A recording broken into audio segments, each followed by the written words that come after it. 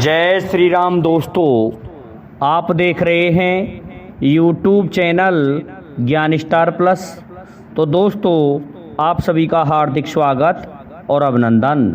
देखिए दोस्तों, आज हमने आपके लिए कमेंट चुना है श्रीमान गिरिराज बघेल, शाखा कला, जिला गुना, मध्य प्रदेश, कक्षा 9वीं के छात्र का। अब मैं इनके कमेंट को पढ़ता हूँ। ये लिख रहे हैं कि हम तुम सभी मंदिरों में चरणामृत लेकर के हाथ मस्तिष्क पर क्यों लगाते हैं, क्यों फेरते हैं सर के ऊपर।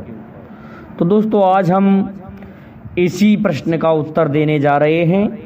इससे पहले जो भाई हमारे चैनल पर नए हैं, उन सभी भाइयों से मेरा निवेदन है कि वे हमारे चैनल को सब्सक्राइब कर दें, क्योंकि आपका एक सब्सक्राइब करना हमारे लिए कितना इम्पोर्टेंट है ये हम जानते हैं। देखिए दोस्तों, आते हैं मुख्य कथा वस्तु पर कि ये पूजा का समय होता है। मंदिरों में जब आरती होती है और आरती के पश्चात तुलसी जल, अर्थात वो जल जो दिया जाता है चरणामृत के रूप में या पंचामृत के रूप में, उसे हम मुंह में पीते हुए अपने हाथ को मस्तिष्क से ऊपर होके निकालते हैं। इसका क्या कारण है? और ये सभी मनुष्यों का एक ही जैसा स्वभाव होता है, चाहे कोई इसका अर्थ जाने या नहीं जाने, फिर भी हम उस चरणामृत को पी करके अपने हाथ को बालों के ऊपर घुमाते हुए, सर के ऊपर घुमाते हुए ले जाते हैं दोनों हाथों को। ऐसा क्यों होता है? ये स्वाभाविक। देखिए दोस्तों, बताया गया है इसके बारे में कि ऐसा है, चरणामृत और पूजा विधि ये पुजारियों के हाथ में है, ब्राह्मणों के हाथ में है, लेकिन इसका सत्य उजागर किसी ने किया नहीं है। तो वही चीज़ मैं बता रहा हूँ कि क्या सत्य है। देखिए, एक श्लोक होता है जिसे पुजारियों और ब्राह्मणों के बच्चे जानते हैं। जो भी पूजा करता है वो अकस्मात इन मंत्रों को सीख ही जाता है और वो इन मंत्रों को बोल करके चरणामृत देता है। ये उस ब्राह्मण का या पूजा करने वाले का धर्म होना चाहिए कि वो उस मंत्र को पढ़े जब वो चरणामृत दे रहा हो, तुलसी जल दे रहा हो किसी को।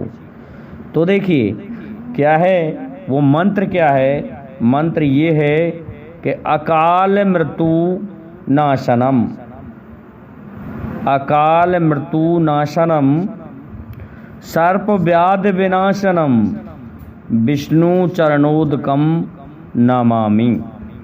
क्या कहा है?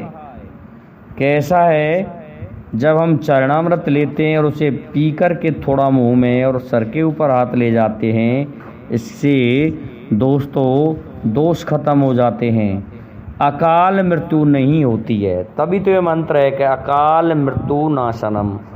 उस व्यक्ति की अकाल मृत्यु नहीं होती है जो चरणामृत लेकर के तुलसी जल का सर के ऊपर होके हाथ फेरता है। और सभी फेरते हैं दोस्तों, चाहे कोई जाने या ना जाने। इसी तरह प्रसाद लेकर के सभी हाथ जोड़ते हुए सर के ऊपर हाथ फेरते हैं। और क्या कहा है? सर्प व्याध विनाशनम। सर्प व्याध अर्थात सर्प दंश से भी मृत्यु नहीं होती है उसकी, सर्प नहीं सताता है उसको। विष्णु चरणोदकम अर्थात भगवान श्री हरि विष्णु के चरणों का उदक जल है ये। इस जल को इस तरह से पीने से दोस्तों अकाल मृत्यु, सर्प व्याधि आदि नहीं लगती है। इसलिए हम जो मंदिरों में पहले आरती करते हैं, आरती करने के पश्चात स्तुतियाँ गाते हैं, स्तुतियाँ गाने के पश्चात हरि कीर्तन करते हैं, हरि कीर्तन करने के पश्चात फिर समापन की ओर बढ़ते हैं। समापन की ओर जब बढ़ते हैं तो उन सभी जगहों के अलग अलग मंत्र हैं। क्या कहा गया है वो भी हम बता देते हैं कि पर पूर्णम तदस्तमे पापो हम पाप कर्मा पाप संभवा, अर्थात हे प्रभु मैं पापी हूँ, मुझसे पाप हो सकता है और पाप ही मेरा कर्म है, लेकिन हे प्रभु अब मुझे आप क्षमा करो। और पर पूर्णम तदस्तमे अर्थात ये अब आरती संपूर्ण होती है। और दोस्तों, शयन के अलग मंत्र हैं। भगवान की जितनी भी आरतियां हैं उन सभी के अलग अलग मंत्र हैं। तो चरणामृत देने वाले उस पुजारी को या उस ब्राह्मण को एक बार ये मंत्र जरूर पढ़ना चाहिए, कम से कम 11 बार पढ़ते हुए, और ये प्रत्येक को देते समय ये मंत्र बोल के ही देना चाहिए। कि कौन सा मंत्र?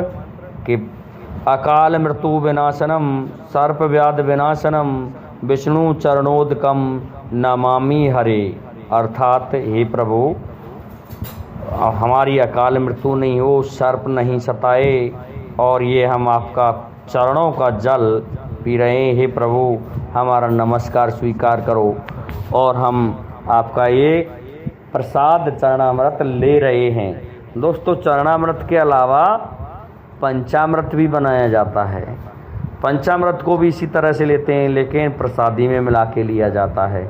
और ये जो चरणामृत होता है, ये जल होता है जिसमें तुलसी भी होती है साथ में, और उसे लेकर के हर कोई भक्त मुंह में पी कर के सर के ऊपर हाथ ले जाता है, अर्थात मस्तिष्क के ऊपर होके हाथ निकालता है, दोनों हाथों को निकालता है, क्योंकि जल दोनों हाथों में ही लिया जाता है। इस तरह का ये आरती का विधान है। अलग अलग समयों पर अलग अलग आरती गाई जाती है।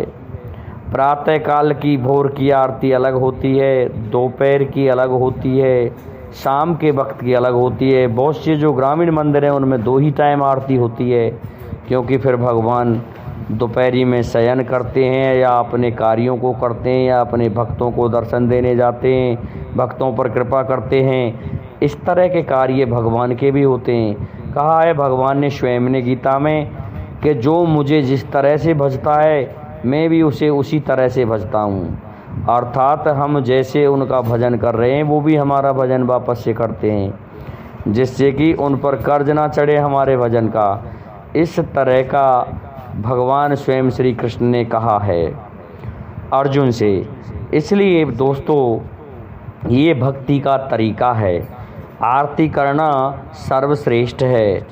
मंत्र बोले जाते हैं, आरती भी एक मंत्र ही है, जिससे भगवान को प्रसन्नता होती है, साथ में हमको भी प्रसन्नता होती है, और हम अपने आप को आनंदित महसूस करते हैं और पवित्र हो जाते हैं। ये नियम है। तो श्रीमान गिरिराज बघेल जी, मैंने आपके इस प्रश्न का उत्तर इस तरह से खोजा है, और ये सत्य है। आप आरती, पूजा, अनुष्ठान विधान की किताबें पढ़िए, ग्रंथों में पढ़िए, तब जाके आपको ये आरती मिलेगी। बाकी ये वैसे ग्रंथों में तो मिलती ही नहीं है। इसको पुजारी लोगों ने अपने तरीक़ा से संजो रखा है, और वो उसी तरह से आरती करते हैं। और देखिए, ज़्यादातर तो ग्रामीण जो पुजारी हैं, मंदिरों पर रहने वाले, प्राचीन काल में आपको पता है कि तैमूर लंग और महमूद गजनी जैसे लोगों ने मंदिरों को तोड़ा था, तो उस समय एक नागाओं ने सेना बनाई थी, और तब जाके उनमें से उत्पत्ति इन पुजारियों की हुई है, क्योंकि ये उन नागाओं का ही वंश चला आ रहा है।